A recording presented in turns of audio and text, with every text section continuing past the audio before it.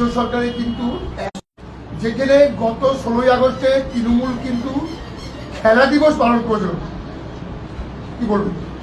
এখন 16ই আগস্ট হতে 1 মাস থেকে বেশি দিন বাকি, 100 দিন। তার আগে গভর্নমেন্ট যা যা কাজ করে ফেলেছে, অন্নপূর্ণা ভণ্ডার থেকে নিয়ে আয়ুষ্মান ভারত, ফেরি সার্ভিস, তারপরে যা যা প্রকল্প আছে, আমাদের যা কথা দিয়েছিলাম সেই সব প্রকল্পটা আমরা কাজে লেগে গেছি, আর মানুষটাও মানে সুবিধা পাচ্ছে।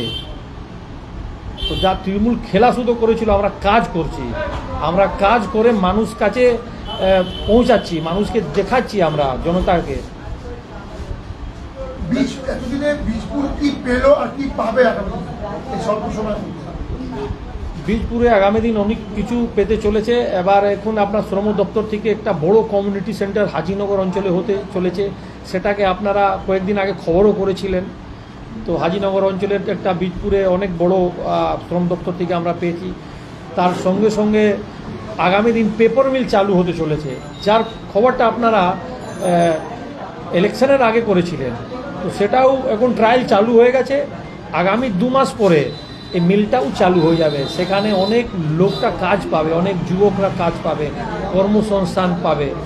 আর সঙ্গে সঙ্গে আমরা বীজপুরের বিধায়ক যা কথা দিয়েছিলেন উনি, যে আমরা পরিবেশটা সম্প্রীতি পরিবেশটা ফেরোতে চাই, তার মধ্যে অনেক জায়গা social cultural programme, blood donation, অনেক প্রোগ্রাম হচ্ছে। তার সঙ্গে সঙ্গে আমাদের বীজপুরের বিধায়ক অনুপ পেন্নায় ওনার সহযোগিতায় ডিজিটাল যেটা কোচিং সেন্টার বলেছিলেন, হাজিনগরে আগামী দিন উদ্বোধন, আগামী কয়েকদিন মধ্যে উদ্বোধন হতে চলেছে। তো আগামী দিন আপনারা দেখতে থাকুন, যা যা আমরা বলেছিলাম তা করব। বলে না কি সবাই বলে কিছু কিছু করে কিছু না, আমরা যা বলেছি ওটাই করব। হাজিনগরে আইটিপি একটা বিশাল জমি আছে, সেই জমিতে কিন্তু সরকার অতিক্রম করে কিছু করলে বা কর্মসংস্থান করলে স্থানীয় বাসিন্দারা কিন্তু বীজপুর বিধায়ককে ইতিমধ্যে জানিয়েছেন, সেটা সংবাদ মাধ্যমে উঠে এসেছে। সেটা কি চিন্তা ভাবনা কিছু আছে? একদম একদম সবাই চিন্তা ভাবনা আছে। বীজপুরের বিধায়ক আমাদের চারদিকে উনি নজর রেখেছেন, কি করলে বীজপুরের উন্নয়ন হবে, কিভাবে বীজপুরকে আমরা এগিয়ে নিয়ে যেতে পারবো। বীজপুরের রামপ্রসাদের জমি আছে, রামপ্রসাদের সেনের মানে এই ভূমি বীজপুর।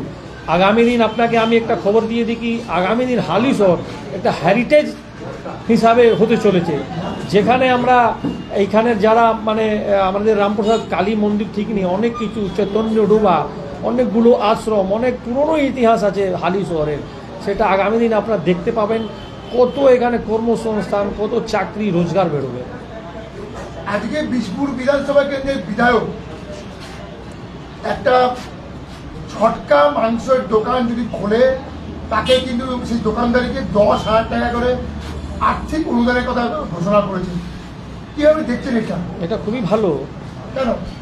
অনেক লোকের সঙ্গে সঙ্গে 10,000 টাকা আপনি দেখুন না, যদি কেউ দোকান খুলতে চায় একটা কাজও পেয়ে যাবে, একটা রোজগার পেয়ে যাবে, ওই রোজগার থেকে ওর ফ্যামিলি চলবে।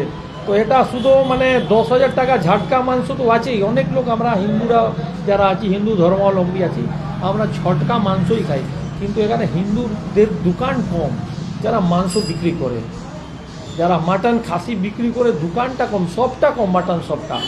তাই আমাদের বিধায়ক এই জিনিস যা উনি বলেছেন 10,000 টাকা দিয়ে উনি সহযোগিতা করবে, এটা খুবই ভালো উদ্যোগ, খুবই ভালো মানে স্টেপ আছে। তিনি বলেছেন যে যদি যারা ঝটকা অলরেডি বিক্রি করছেন, তারাও যদি মনে করেন যে তারা ঝটকার মানে যারা হালাল বলে যেটাকে বলা হয়, হালাল ছেড়ে কেউ যদি ঝটকায় আসতে চায় তাকেও অনুদান দেবে। একদম নিশ্চয়ই, আমাদের বিধায়ক যা বলেন ওটাই করেন। সমালোচকরা এই নিয়ে প্রশ্ন তুলছে যে শুধুমাত্র ঝটকার ক্ষেত্রে কেন দিচ্ছে 10,000? তারপর তো যারা হালাল বিক্রি ওদেরকেও তো দিচ্ছেন।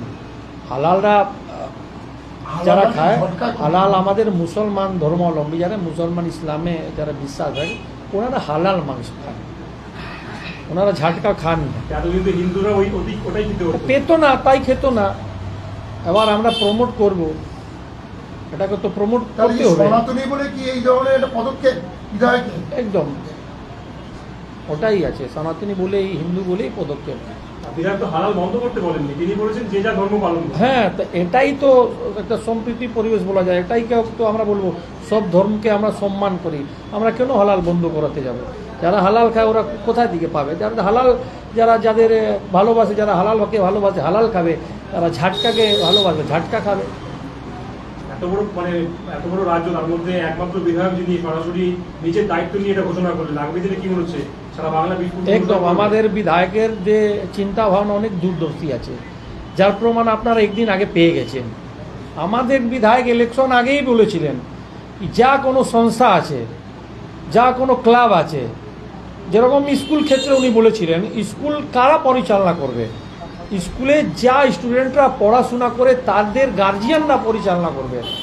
পরিচালনা কারা করতো?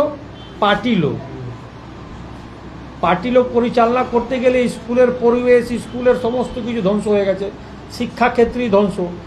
ক্লাব ক্ষেত্রেও আমাদের বিধায়ক বলেছিলেন পার্টির লোক কোনো ক্লাবে এন্টার করবে না। সেটাই হচ্ছে, আমরা সব ক্লাবকে ইন্ডিপেন্ডেন্ট করে দিয়েছি। আমরা বলেছি পাড়ার লোকটা ক্লাব চালাবে, পাড়ার লোকটা দিশা নির্দেশ ঠিক করবে। কেন কি পাড়াতে যদি পরিবেশটা ভালো থাকে তাহলে গোটা বীরপুরের পরিবেশ ভালো থাকবে, তারা বাংলা পরিবেশ ভালো থাকবে। আমাদের বিধায়ক যা চিন্তা ভাবনা ওনার ছিল, এবার গভর্নমেন্ট মনে করি আস্তে আস্তে ওই সব দিকে এগিয়ে যাচ্ছে। রাজ্য সরকারের 2 মাস বয়স, এর মধ্যে কিন্তু গুন্ডা দমন একটা অ্যাক্ট নিয়ে এসছে বিধানসভায়, সেটা কতটা গুন্ডা দমন হবে বলে মনে হচ্ছে? একদম গুন্ডা এখন পালিয়ে যাবে। প্রিভেনশন অ্যাক্টে বলছে 1 বছর কারাদণ্ড। যা তো আপনাকে সুধরে যেতে হবে, আর না হলে জেলে যেতে হবে, না হলে এনকাউন্টার হতে হবে, এই তিনটাই হবে। যেভাবে দিকে দিকে রাজ্যে তৃণমূলের সরকারের বিধায়ক থেকে অন্যান্য দুটো নেতারা গ্রেপ্তার হচ্ছে, প্রত্যেকেই কিন্তু আর্থিকভাবে জড়িত। আপনি দেখুন না, কোনো একটা জায়গা নেই যেখানে এরা দুর্নীতি করেনি। আজকে মিউনিসিপ্যালিটিতে ফান্ড নেই, স্কুলের অবস্থা খারাপ, প্রত্যেক সরকারি দপ্তরেই মানে একদম হাল বেহাল হয়ে গেছে। তছনছ করে শুধু টাকা ঝাড় করে, শুধু দুর্নীতি, জমি বাড়ি, পার্টি অফিস। আপনার বাড়ি আছে, আপনার বাড়ির পেপার নিজের নামে বানিয়ে অন্যকে বিক্রি করে দিয়েছে। কোনো এরকম দুর্নীতি নেই যারা তৃণমূলের কংগ্রেসের নেতারা করেনি। অন্নপূর্ণা যোজনা নিয়ে কিন্তু মহিলাদের ক্ষোভ পাচ্ছে, ক্ষোভ প্রশমনে কি করবে? দেখুন 3000 টাকা একটা ভালো অ্যামাউন্ট, আস্তে আস্তে সিস্টেমে যাদের পাচ্ছে না, আশা করি সবাই পাবে। যারা পায়নি, যাদের সিস্টেমে দেখাচ্ছে কি ইন প্রসেস আছে, ওরাও পাবে, আস্তে আস্তে পাবেন। আমরা তো নতুন পুরো এখন 2 মাস হয়েছে, 2 মাসে আমরা যতটুকু পারছি 24/7 পাবলিকের জন্য কাজ করছি। আপনারা দেখুন ক্যামেরাও দিয়ে করে কোনো লোক এসেছে, ভরসায় তো ওনারা এসেছেন, ক্যামেরা ঘোরান, দেখুন ওনাদের আমরা বসে আছি কাজ করার জন্য। তো বিজেপি গভর্নমেন্ট 24/7 পাবলিকের জন্যে আছে। পাবলিকের কিভাবে আমরা সাহায্য করতে পারবো তাদের জন্য আমরা বসে আছি, এটা করব। যারা অন্নপূর্ণা ভাণ্ডার পায়নি, আমরা সবার মা বোনদের আবেদন করব আপনারা একটু ধৈর্য রাখুন, বিশ্বাস রাখুন, তাড়াতাড়ি সবার অ্যাকাউন্টেই টাকাটা ঢুকে যাবে।